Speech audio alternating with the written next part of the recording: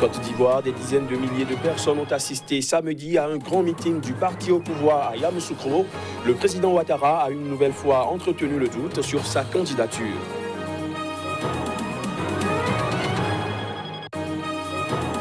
Au Togo, la prochaine élection présidentielle se tiendra le 22 février 2020.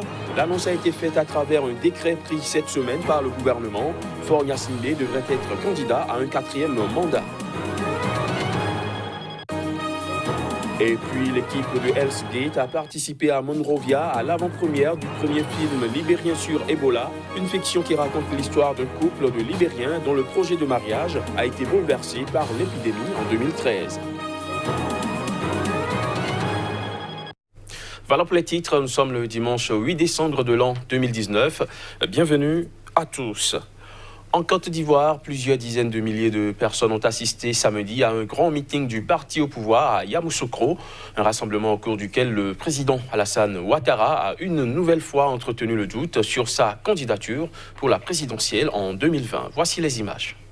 À moins d'un an de la prochaine élection présidentielle en Côte d'Ivoire, le président Alassane Ouattara continue d'entretenir le doute autour de sa candidature. Lors d'un grand meeting du parti au pouvoir samedi à Yamoussoukro, ses supporters ont longuement scandé 3e en réclamant au président Alassane Ouattara de se présenter à un 3e mandat lors de la présidentielle d'octobre 2020. À cet appel de plusieurs dizaines de milliers de personnes qui ont assisté à ce rassemblement, le président ivoirien a subtilement répondu qu'il n'y aura aucune exclusion de candidats lors du scrutin, indiquant que lui-même n'est pas exclu. Officiellement, ce rassemblement à Yamoussoukro était une cérémonie d'hommage au président défunt Félix Houphouët-Boigny le jour de l'anniversaire de sa mort. Mais pour le parti du président Ouattara, le Rassemblement des Oufouettistes pour la démocratie et la paix, RHDP, il a également été l'occasion de montrer qu'il pouvait lui aussi mobiliser de nombreux militants un peu plus d'un mois après le géant meeting organisé en octobre par le PDCI, dirigé par l'ex-président Henri Konan Bédié. Le président Alassane Ouattara a affirmé à plusieurs reprises qu'il annoncerait la décision sur sa candidature en 2020. Il estime avoir le droit de se représenter en raison d'un changement de constitution en 2016, ce que l'opposition conteste. Au Togo, la prochaine élection présidentielle se tiendra le 22 février 2020. L'annonce a été faite à travers un décret pris cette semaine par le gouvernement, une élection à laquelle le président Faure Gnassingbé devrait être candidat pour un 4e mandat. Voici les détails. C'est désormais connu, c'est le 22 février prochain que les Togolais iront aux urnes pour désigner leur président. Si aucun des candidats n'obtient une majorité à plus de 51%, un second tour sera organisé.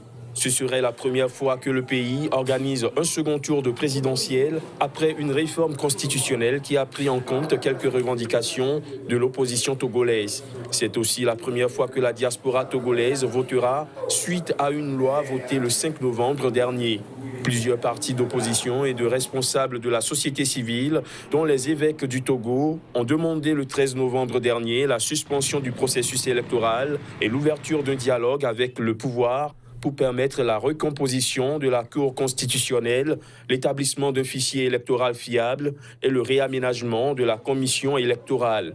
Le président Faure Gnassingbé, au pouvoir depuis 2005, après avoir succédé à son père, devrait être candidat à un 4e mandat, malgré de nombreux appels de l'opposition à la démission. Début mai, les députés togolais avaient voté une révision constitutionnelle qui permet non seulement au président Gnassingbé de se représenter en 2020 et 2025, mais aussi de bénéficier d'une immunité à vie pour les actes posés pendant ses mandats présidentiels.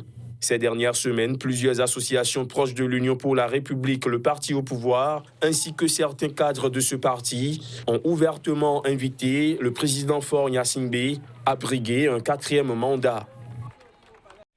En bref, en Algérie, la justice a convoqué samedi Saïd Bouteflika, frère et conseiller de l'ex-président algérien Abdelaziz Bouteflika.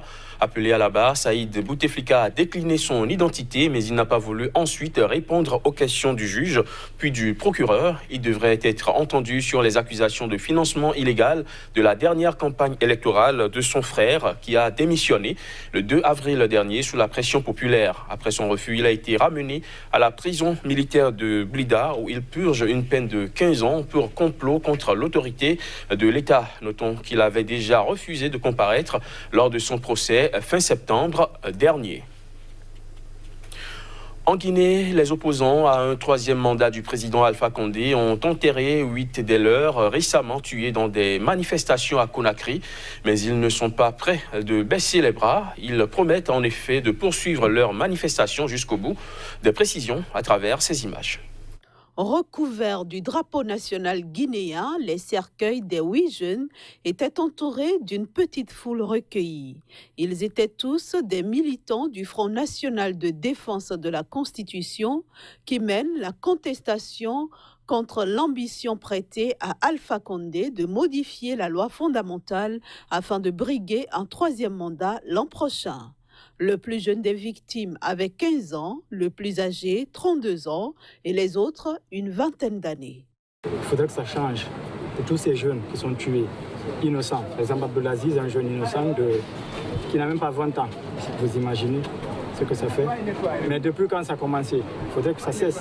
C'est là le problème. Comment ça finira? C'est pour ça qu'on est là. Et on se battra jusqu'au bout pour nous. Nous n'oublierons jamais, Inch'Allah. Parmi les victimes enterrées vendredi, 3 ont été tuées le 4 novembre lorsque les obsèques de manifestants morts précédemment ont dégénéré en affrontement avec les forces de l'ordre.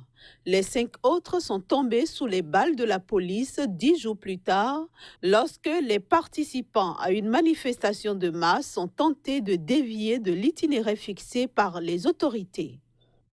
Le gouvernement a promis qu'il y a des enquêtes. Le gouvernement a promis. Donc on attend, on compte beaucoup sur ça. En attendant l'enquête, le Front national de défense de la Constitution reste ferme sur ses exigences. Il prévoit une nouvelle manifestation le 10 décembre. Une équipe de Hell's Gate a participé à Monrovia à l'avant-première du premier film libérien sur Ebola.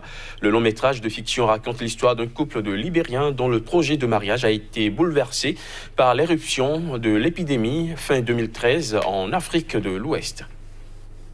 Un tapis rouge a été dressé devant l'entrée d'un grand hôtel où s'est déroulée la projection pour accueillir l'équipe du film composée de Libériens et une cinquantaine d'invités, a constaté un correspondant de l'AFP. Le long métrage de fiction Hell's Gate, la porte de l'enfer, qui raconte l'histoire d'un couple de Libériens dont les projets de mariage sont bouleversés par l'éruption de l'épidémie d'Ebola fin 2013 en Afrique de l'Ouest, est sorti vendredi en avant-première dans la capitale libérienne, Monrovia. Parti du sud de la Guinée en décembre 2013, avant de toucher le Libéria et la Sierra Leone, l'épidémie d'Ebola, la plus importante de l'histoire, a fait jusqu'en janvier 2016 plus de 11 300 morts dans ces 3 pays, selon l'OMS, dont quelques 4 800 rien qu'au Libéria. Elle a laissé de tristes souvenirs dans les mémoires, raconte-t-on, dans le village de Baladja. Une adolescente de 12 ans était restée cloîtrée une semaine entière avec le corps de sa mère, sans nourriture ni eau, avant de mourir à son tour dans une maison aux portes et fenêtres scellées par les agents sanitaires, avait à l'époque expliqué le chef de la localité. Le long métrage de fiction, le premier sur le sujet, à avoir été tourné et produit au Libéria, doit avoir une vertu éducative car le virus peut revenir à tout moment, selon le cinéaste de 39 ans. Si l'Afrique de l'Ouest n'est plus touchée, une nouvelle flambée d'Ebola a tué quelques 2200 personnes depuis août 2018 dans l'est de la République démocratique du Congo. Cosmo Poulano explique avoir lui-même échappé de peu à la maladie. En pleine épidémie, il a été pris de fortes douleurs à la tête et ses proches l'ont mis en quarantaine, craignant qu'il était contaminé. Au Bénin, les actes du colloque intitulé « Protection de l'enfant, des tests aux réalités » tenus au mois de juin dernier ont été présentés aux hommes des médias par l'ONG Changement Social Bénin. La présentation a été suivie d'un vernissage de l'exposition photo consacrée aux enfants des rues de Lucie Apart. Reportage. En marge de la célébration du trentenaire de la Convention internationale aux droits de l'enfant, l'ONG Changement Social Bénin, la Maison de la société civile et la chaire UNESCO des droits de la personne humaine et de la démocratie ont fait le bilan du colloque sur la protection du droit de l'enfant au Bénin, des tests aux réalités. Le dit colloque qui s'était tenu les 12 et 13 juin dernier avait pour but, entre autres, de faire la radioscopie des maux qui menacent la sécurité des enfants au Bénin, de dresser l'état des lieux des instruments juridiques et institutions de la chaîne de protection de l'enfant. Cette radioscopie et cet état des lieux devrait nous permettre de formuler des recommandations, aussi bien à l'endroit du gouvernement qu'à l'endroit des partenaires techniques et financiers, pourquoi pas, devrait permettre aussi à la société civile de prendre des résolutions pour que nous puissions engager des actions selon le degré de priorité en vue d'une meilleure protection de l'enfant au Bénin. La synthèse générale des travaux a été présentée dans les actes du colloque, un document de 192 pages édité par l'ONG Changement Social Bénin. Dans la recherche de solutions, pour obtenir la hausse du budget alloué aux secteurs sociaux, il est proposé une meilleure mobilisation des ressources internes, une bonne gouvernance et une capacité plus grande à consommer les crédits disponibles. La mise en place d'un fonds national de protection de l'enfant a été fortement suggérée avec la tenue d'une base de données budgétaires actualisée par un ministère sectoriel et rendue disponible. La présentation des actes du colloque sur la protection du droit de l'enfant au Bénin, des tests aux réalités, est suivie d'un vernissage de l'exposition photo consacrée aux enfants des rues de Lucie à Parthes. Aux États-Unis, la question de l'accès aux armes à feu divise les Américains à chaque fusillade de masse. Ils sont de plus en plus nombreux à soutenir les lois renforçant les vérifications des antécédents judiciaires ou permettant de confisquer les armes. Mais pour des défenseurs du second amendement, ces nouvelles lois, principalement votées au niveau local, ne permettront pas d'enrayer le nombre de morts liés aux armes à feu qui atteint un record. Reportage. Première séance de dédicace pour Andrea Chambly. Dans cette librairie de Washington, elle est venue présenter le livre que son mari écrivait lorsqu'il a été tué dans la fusillade de la rédaction, où il était journaliste. Il est trop tard pour sauver mon mari. Notre pays avait la possibilité de sauver des gens comme mon mari et nous avons échoué. Des regrets, car l'auteur de la fusillade avait plusieurs fois menacé le journal et une nouvelle loi est entrée en vigueur peu de temps après le décès de son mari et ses 4 collègues. Elle permet à un membre de la famille ou aux forces de l'ordre de demander la saisie des armes d'un individu. Cette législation existe désormais dans une quinzaine d'États américains. Pour ces défenseurs des armes à feu venus manifester dans la capitale américaine, ces nouvelles lois locales vont trop loin. Mon voisin peut décider qu'il ne m'aime pas et appeler la police et dire que je suis une menace pour la communauté. Et juste comme ça, on peut me placer en détention et me retirer mes armes. Selon un récent sondage, 60% des Américains veulent un renforcement du contrôle des armes à feu. Un nombre en augmentation depuis l'arrivée de Donald Trump au pouvoir. Mais la législation fédérale a peu changé ces dernières années. Fusillade, homicide ou suicide, l'accès aux armes à feu est rarement remis en cause par ces défenseurs du second amendement. Les suicides sans armes à feu ont également augmenté dans notre pays. Je pense que nous traversons une crise de santé mentale dans ce pays et que nous devons prendre cela au sérieux. Un tiers des adultes américains possèdent une arme à feu. Le Sénat doit examiner des propositions de loi qui prévoient d'étendre le contrôle des antécédents judiciaires des acheteurs. Aucune trace en revanche d'un programme de rachat de fusils d'assaut souhaité par certains démocrates qui veulent prendre exemple sur l'Australie. J'ai un message pour tous ceux qui pensent comme le démocrate Beto O'Rourke. Et ce message, c'est non, vous n'y arriverez pas.